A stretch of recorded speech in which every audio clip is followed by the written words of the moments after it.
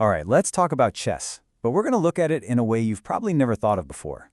We're going to explore a framework that treats the game less like a battle of wits and more like something deeper, weirder, and just so much more fascinating. You know, when you think of chess, what comes to mind? Probably skill, right? Strategy, calculation, outthinking your opponent, the ultimate mental workout. But what if that's just the very first layer?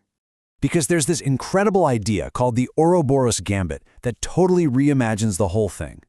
It sees those 64 squares not as a board, but as a complete, self-contained universe, with its own laws of physics, its own deep, hidden meanings, and its own story that just keeps repeating itself forever.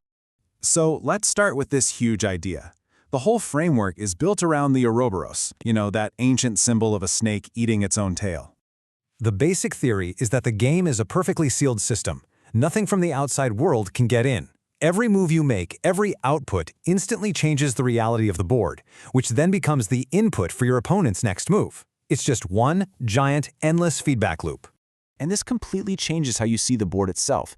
It's not 64 separate squares anymore. It's what's called a holistic manifold, a single connected space where every single thing affects everything else. A tiny pawn move on one side can send ripples that decide the endgame 40 moves down the line. It's all connected. And this is the engine that drives the whole game forward. A recursive loop. You move, you create a new reality on the board. That new reality is the reason for your opponent's move. That's the cycle. The end of your turn is literally the start of theirs. It just keeps going. Okay, so if the board is a universe, it's got to have its own laws of physics, right? Well, this framework says it does. And it splits them into two big opposing forces, the static and the dynamic. So, on one side, you have the static forces. These are like the bones of the game, things you can count, like your pawn structure or who has more pieces on the board. They're the long-term, solid facts of the position. But on the other side, you have the dynamic forces, the pulse of the game. This is stuff like initiative, tempo, tactics. It's pure energy that can just erupt out of nowhere and totally overwhelm all those static facts. The whole game is just a constant tug-of-war between these two. Now this is where it gets really mind-bending. In this little universe, the pieces aren't just chunks of wood. Nope, they're archetypes, and each one has a specific metaphysical job to do. Let's start with the big one, the king. It's called the intrinsic part. The entire game, the entire universe, exists only to protect it. And yet it's usually one of the weakest, most passive pieces on the board. It's this beautiful paradox. It's the unmoved mover, the fragile heart of it all. If it dies, the universe ends. And then there's the knight. Talk about an agent of chaos. It's the only piece that can just jump over everything else, completely ignoring the neat, linear rules of the board. It injects pure paradox and non-linear weirdness into this otherwise very rational world. It's the ultimate wild card. And what about the pawn? It's called the emergent part. They say pawns are the soul of chess, and here's why. They represent two ideas at the same time. Altogether, their structure forms the solid, unchanging landscape of the game. But each one, all by itself, holds this incredible potential for the ultimate transformation, to march all the way to the other side and become a queen. This table just lays it all out. Every piece has a deeper function.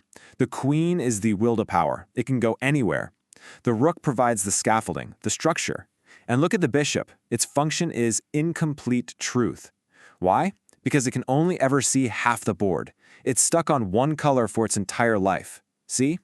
Every piece isn't just a tool. It's a whole idea. So, what fuels this universe? What makes it all go? Well, in a word, paradox. The real energy of the game comes from these moments that seem to defy logic, where giving something away is the absolute key to winning. This is called creative friction.